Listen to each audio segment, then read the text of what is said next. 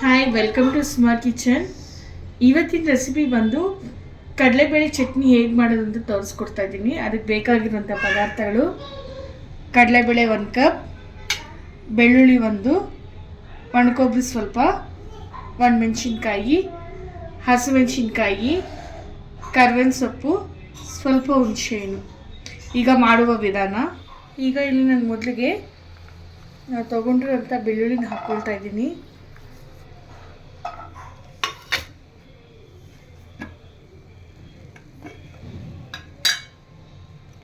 ಇದಕ್ಕೆ ಈಗ ನಾನಿಲ್ಲಿ 1 ಸ್ಪೂನಷ್ಟು ತುಪ್ಪ ಸೇರಿಸ್ತಾ ಇದ್ದೀನಿ. ಬೆಳ್ಳುಳ್ಳಿ ಬಂದು ತುಪ್ಪದಲ್ಲೇ ಫ್ರೈ ಆಗಬೇಕು, ಟೇಸ್ಟ್ ಚೆನ್ನಾಗಿ ಕೊಡುತ್ತೆ. ಈಗ ನಾವಿಲ್ಲಿ ಇದನ್ನು ಬೆಳ್ಳುಳ್ಳಿನ ಬ್ರೌನ್ ಬರೋವರೆಗೂ, ಗೋಲ್ಡನ್ ಕಲರ್ ಬರೋವರೆಗೂ ನೀಟಾಗಿ ಫ್ರೈ ಮಾಡ್ಕೋಬೇಕಾಗುತ್ತೆ. ಈಗ ಇದು ಬೆಳ್ಳುಳ್ಳಿ ಅನ್ನೋದು ಫ್ರೈ ಆಗಿದೆ ನೋಡಿ, ಈ ಕಲರ್ ಬರೋವರೆಗೂ ನಾನು ಫ್ರೈ ಮಾಡ್ಕೊಂಡಿದ್ದೀನಿ. ಈಗ ನಾನು ಮತ್ತೆ ಇದೇ ಪ್ಯಾನ್ಗೆ ಕಡಲೆಬೇಳೆನ ತೊಗೊಂಡು 1 ಕಪ್ ಕಡಲೆಬೇಳೆನ ಫ್ರೈ ಮಾಡ್ಕೊಳ್ತಾ ಇದ್ದೀನಿ. ಇವಾಗ ಕಡಲೆಬೇಳೆ ಕೂಡ ನಮಗೆ ಗೋಲ್ಡನ್ ಕಲರ್ ಬರೋವರೆಗೂ ಫ್ರೈ ಮಾಡ್ಕೋಬೇಕು. ಇವಾಗ ಇಲ್ಲಿ ಕಡಲೆಬೇಳೆ ಕೂಡ ನೀಟಾಗಿ ಫ್ರೈ ಆಗಿದೆ. ನಾನು ಇವಾಗ ಇದನ್ನೊಂದು ಒಂದು ತಟ್ಟೆಗೆ ಹಾಕ್ಕೊಳ್ತಾ ಇದ್ದೀನಿ. ಈಗ ಅದೇ ಪ್ಯಾನ್ಗೆ ಇಲ್ಲಿ ಒಣಮೆಣಸಿನ್ಕಾಯಿ ಮತ್ತು ಹಸಿಮೆಣಸಿನ್ಕಾಯಿ 2 ಫ್ರೈ ಮಾಡ್ಕೊಳ್ತಾ ಇದ್ದೀನಿ.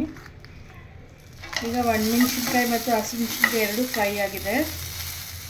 ಈಗ ಮತ್ತೆ ಅದೇ ಪ್ಯಾನ್ಗೆ ನಾನಿಲ್ಲಿ ಒಣಕೊಬ್ಬರಿನ ಕೂಡ ಹಾಕ್ಕೊಳ್ತಾ ಇದ್ದೀನಿ. ಇಲ್ಲಿ ಒಣಕೊಬ್ಬರಿ ಕೂಡ ನೀಟಾಗಿ ಫ್ರೈ ಆಗಿದೆ. ಈಗ ಅದ್ರ ಮೇಲೆ ಇಷ್ಟು ಸ್ವಲ್ಪ ಹುಣಸೆಹಣ್ಣು ಕೂಡ ಇದಕ್ಕೆ ಸೇರಿಸಿ ಫ್ರೈ ಮಾಡ್ತಾ ಇದ್ದೀನಿ. ಈಗ ಇಲ್ಲಿ ಕರ್ಬೇವಿನ ಸೊಪ್ಪು ಕೂಡ ಇಲ್ಲಿ ನೀಟಾಗಿ ಫ್ರೈ ಆಗಿದೆ. ಈಗ ಚಟ್ನಿಗೆ ಬೇಕಾಗಿರುವಂಥ ಪದಾರ್ಥ ಎಲ್ಲ ನಾವು ಫ್ರೈ ಮಾಡ್ಕೊಂಡಿದ್ದೀವಿ. ಇದು ಸ್ವಲ್ಪ ಕೂಲ್ ಆದ ನಂತರ ಮಿಕ್ಸಿ ಮಾಡ್ಕೊಳ್ಳೋಣ. ಇದಿಲ್ಲಿ ಕೂಲ್ ಆಗಿದೆ. ಇದಕ್ಕೆ ನಾನು ಸ್ವಲ್ಪ ಅರಿಶಿನದ ಪುಡಿ,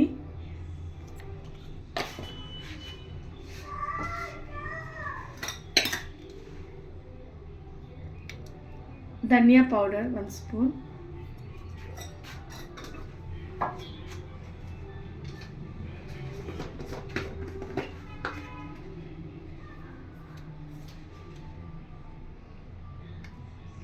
ಮತ್ತಿಲ್ಲಿ ರುಚಿಗೆ ತಕ್ಕಷ್ಟು ಉಪ್ಪನ್ನು ಸೇರಿಸ್ತಾ ಇದ್ದೀನಿ. ಈಗ ಇದಿಷ್ಟು ನೀಟಾಗಿ ಮಿಕ್ಸಿ ಮಾಡೋಣ. ಚಟ್ನಿಗೆ ರುಬ್ಕೊಂಡಿದ್ದೀವಿ. ನಾನು ಈಗ ಅದೇ ಪ್ಯಾನಲ್ಲಿ ಸ್ವಲ್ಪ 2 ಸ್ಪೂನ್ಸ್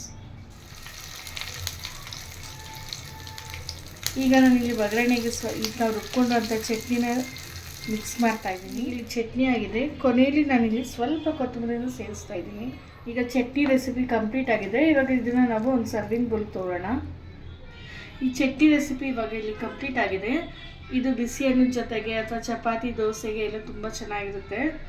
ನಿಮಗೆ ಇವತ್ತಿನ ಈ ವಿಡಿಯೋ ಇಷ್ಟ ಆದರೆ ದಯವಿಟ್ಟು ಲೈಕ್ ಮಾಡಿ, ಶೇರ್ ಮಾಡಿ, ಸಬ್ಸ್ಕ್ರೈಬ್ ಆಗೋದನ್ನ ಮಾತ್ರ ಮಾಡಿಬಿಡಿ. Thank you.